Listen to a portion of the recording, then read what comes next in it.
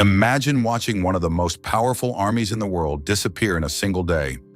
More than 50,000 Roman soldiers were killed in just a few hours during what historians consider one of the greatest military disasters in history. Even more astonishing, the winning army was heavily outnumbered. How did this happen? The answer lies with one of history's greatest military commanders, Hannibal Barca. His brilliant tactics at the Battle of Cannae are still studied in military academies around the world. The year was 216 BC during the Second Punic War between the Roman Republic and Carthage. Only a year earlier, Hannibal had achieved the impossible by leading his army, including war elephants, across the snow-covered Alps into Italy. After defeating several Roman armies, he now faced Rome's largest force ever assembled. Confident of victory, the Romans marched with nearly 80,000 infantry and 6,000 cavalry, believing their overwhelming numbers would finally crush Hannibal. In contrast, Hannibal commanded around 50,000 soldiers, but he knew that battles are won by strategy, not just by numbers.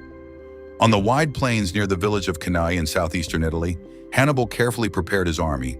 Instead of placing his strongest troops in the center, he positioned his weaker infantry in a curved formation, while his experienced African infantry waited on both flanks.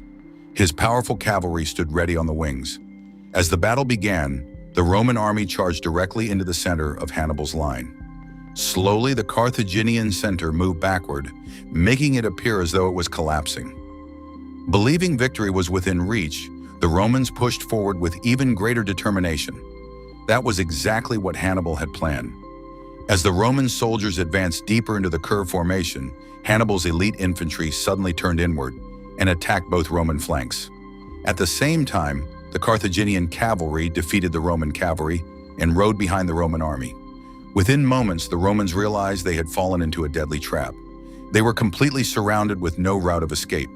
Packed tightly together, thousands of soldiers could barely move or raise their weapons, while Carthaginian forces attacked from every direction. The battle soon became one of the bloodiest massacres of the ancient world.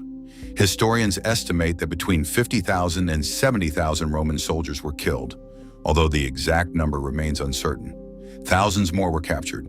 The Battle of Cannae became the greatest example of the double-envelopment, a military tactic in which an army surrounds its enemy from both sides before closing the circle. More than 2,000 years later, military leaders continue to study Hannibal's masterpiece as one of the finest examples of battlefield strategy ever executed. Despite this extraordinary victory, Hannibal could not capture the city of Rome.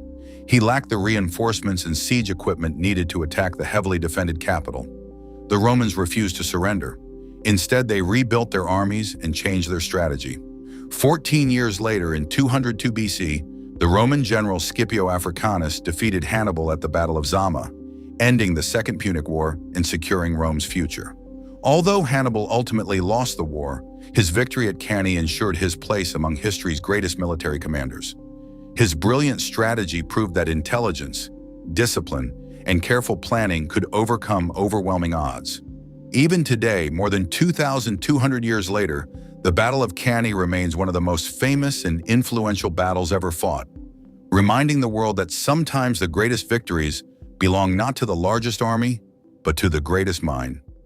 If you enjoyed this documentary, don't forget to like, subscribe, and turn on notifications for HistoryFlix English for more epic stories from world history, legendary battles, and ancient civilizations.